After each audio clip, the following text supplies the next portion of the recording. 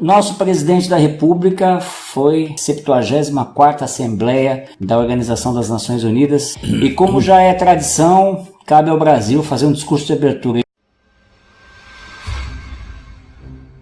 E foi um discurso bastante agressivo, né, Amir? Foi uma arriscada de chão ali que ele deu, que mostrou muito bem o tom do projeto que ele vem desenvolvendo e pretende desenvolver na sua estadia no Palácio do Planalto, para o qual ele foi eleito por cerca de 57 milhões de brasileiros, né? Falou sobre a Amazônia, falou sobre a soberania nacional, né? Falou sobre a questão dos indígenas, mandou respostas para Deus e o mundo, sem citar nomes, né? Mas a gente percebeu que tinha muito ali de respostas para o presidente da França, Emmanuel Macron, e convidou as pessoas a virem, né? Os investidores, os chefes de Estado, a virem ao Brasil para ver nada de errado está acontecendo, porque principalmente na questão da Amazônia, que ele deixou bem claro que a Amazônia é do Brasil, a soberania da Amazônia não está à disposição da comunidade internacional e tudo mais. Como que para você foi esse pronunciamento do presidente da República hoje na ONU?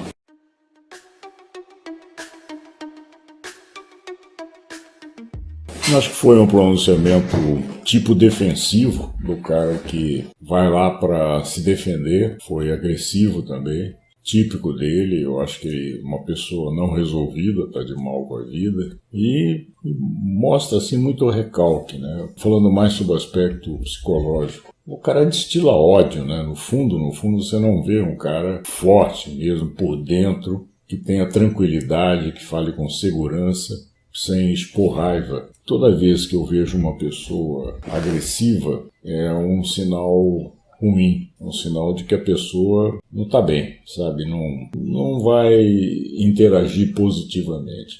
Eu acho que uma abertura de uma assembleia dessas da ONU simplesmente é um momento de congraçamento, de falar muito bem do país, não de ficar criticando os outros que os antecederam. Eu não vi isso da parte do Lula, da Dilma, do Fernando Henrique. Enfim, eu vi mais uma performance de um presidente preocupado para trás.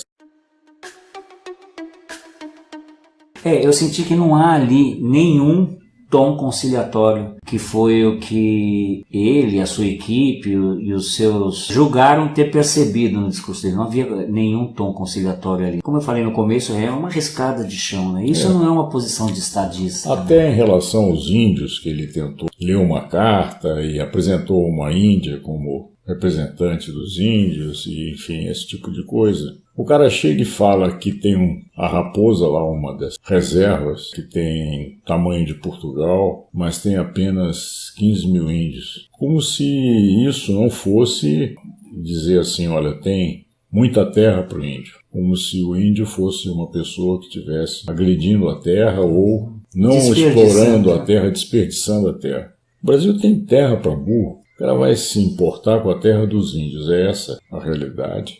E, no fundo, ele puxou a faca para muita gente.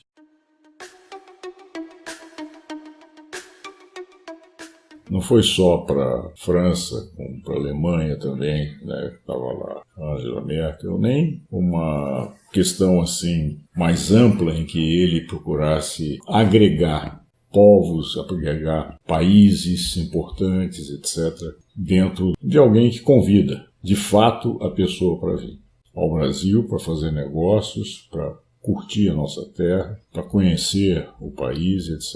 Então eu não vejo nada construtivo, é mais um fiasco, é mais uma demonstração de que esse país está mal entregue. Nós estamos numa situação difícil, muito difícil, mas que talvez não dure tanto. Essa é uma avaliação que eu tenho e cada vez me aproximo mais dessa avaliação.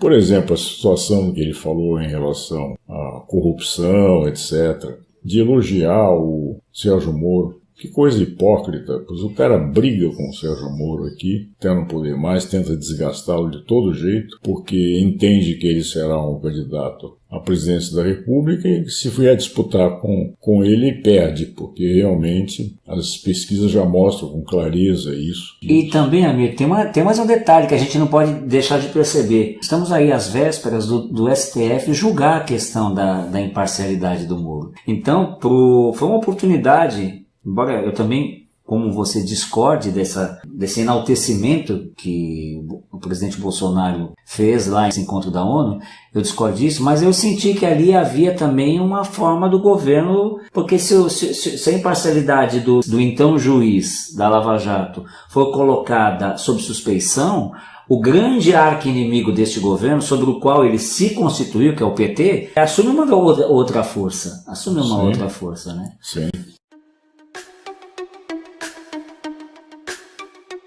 O grande problema do Bolsonaro parece que é o Lula ainda. O sujeito não se livrou disso. E o Lula está quieto lá na prisão, pouca manifestação, está mais observando as coisas. Porém, as pesquisas de opinião é o que interessa. Uma coisa eu acho, você acha, outras pessoas acham, mas o que o povo está realmente achando é o que importa. Agora há pouco, eu acabei falando com a minha irmã no Rio de Janeiro, e eu falei, olha, o que interessa efetivamente é o que está acontecendo no Brasil.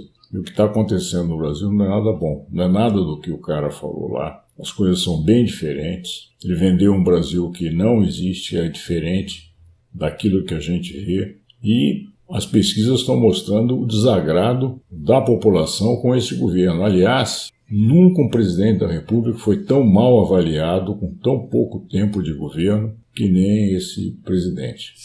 É curioso, porque assim, nunca um presidente teve tanta capacidade de unir opostos contra ele, né? Porque aqueles, como eu falei no começo do nosso papo de hoje, aqueles 57 milhões de 2018 já não são mais 57 milhões e com certeza não estão para acima disso, né? Lembrando sempre que o país tem 220 milhões, então já 57 milhões já seria um terço mais ou menos, né? E aí, já se inscreveram no nosso canal no YouTube? É simples, você vai lá, clica em inscrever, lembra de ativar o sininho, aproveita, passa na nossa página, avalia o nosso trabalho lá no setor correspondente, é o setorzinho certo que você tem que fazer, isso não adianta jogar no comentário, porque isso não influi em termos de avaliação do próprio Facebook, né? E acompanha a gente, continue opinando, continue participando. O momento está muito rico para a gente bater papo, para a gente se entender, conseguir compreender melhor as coisas que estão acontecendo.